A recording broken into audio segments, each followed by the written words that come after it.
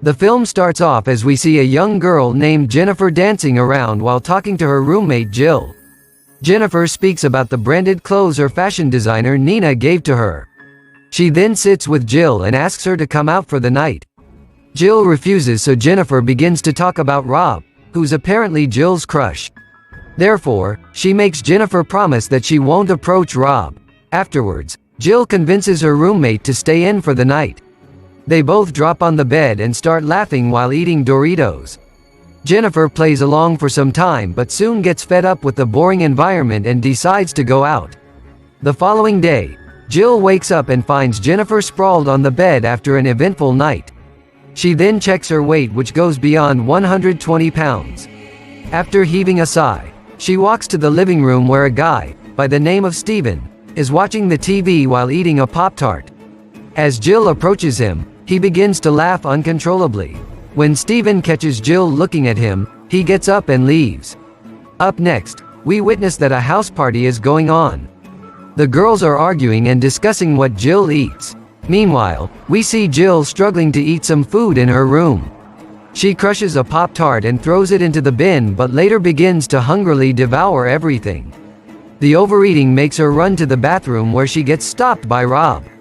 There, they spark a conversation in which both of them talk briefly to each other. Jill becomes clearly impressed by Rob as she becomes shy and timid.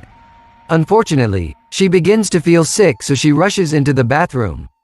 Rob waits outside for some time, but as Jill's situation continues to decline, he leaves. As the next morning arrives, Jill walks into the living room and finds Jennifer sleeping with Rob. Utterly furious, she picks up Jennifer and cleans her belly with Rob's t-shirt. Rob apologizes for a while, but Jill admonishes him, eventually forcing him to leave. Later on, Jennifer wakes up and comes to the door where their neighbor Kathy is standing. She talks about the apartment's party policy, but Jennifer simply ignores her and keeps the door closed. Afterward, she prepares a meal and hungrily eats it while watching TV.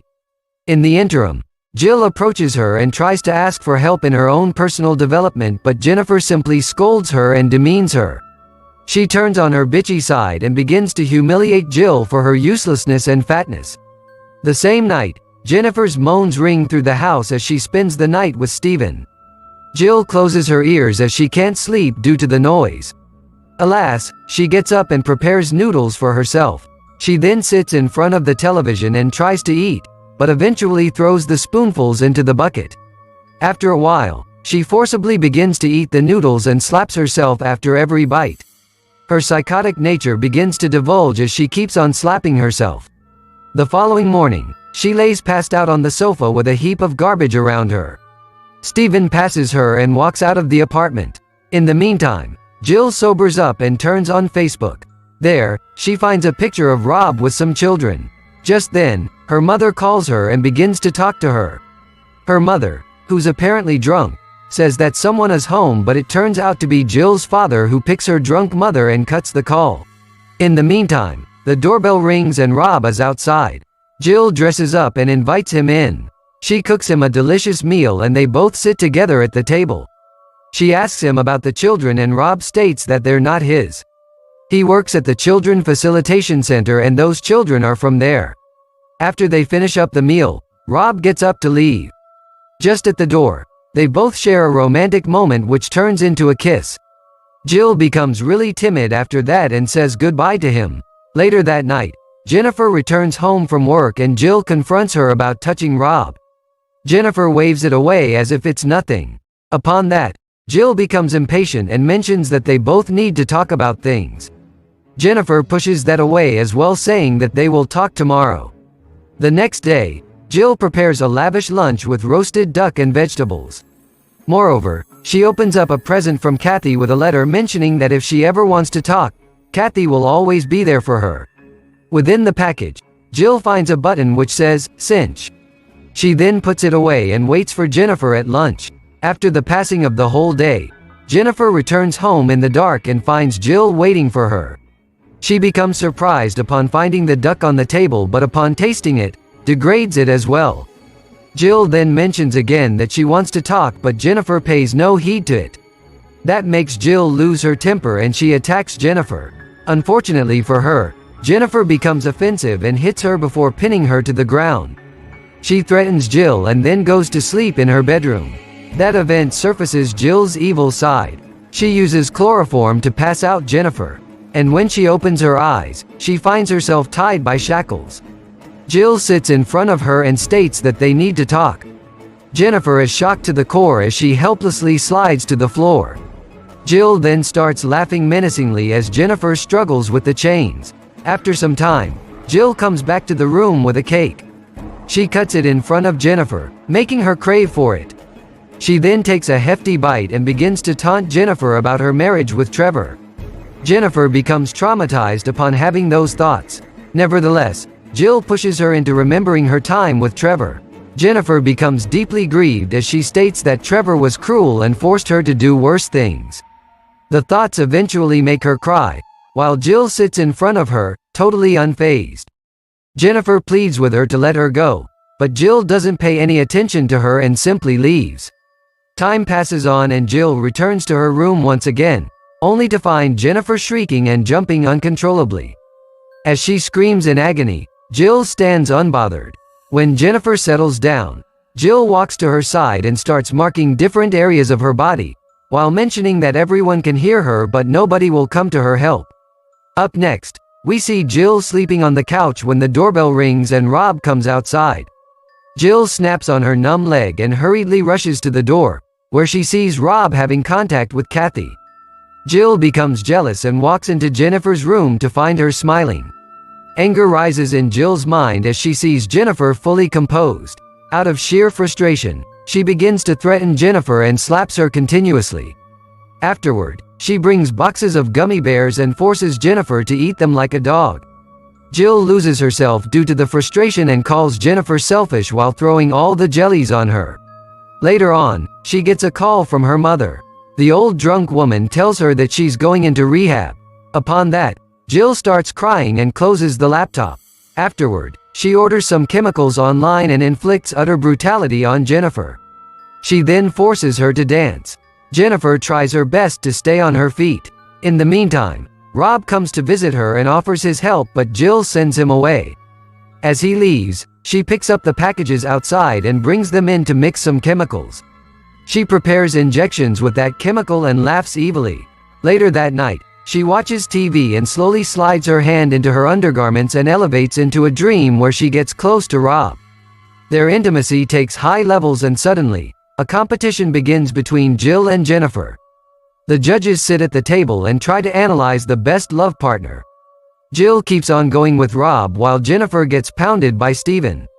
She then opens the mystery box once again until Trevor comes out and starts beating Jennifer.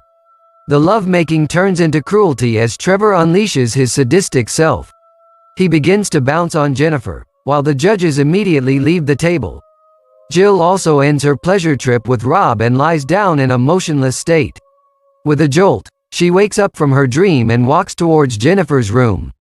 To her utter surprise, she finds out that Jennifer has escaped.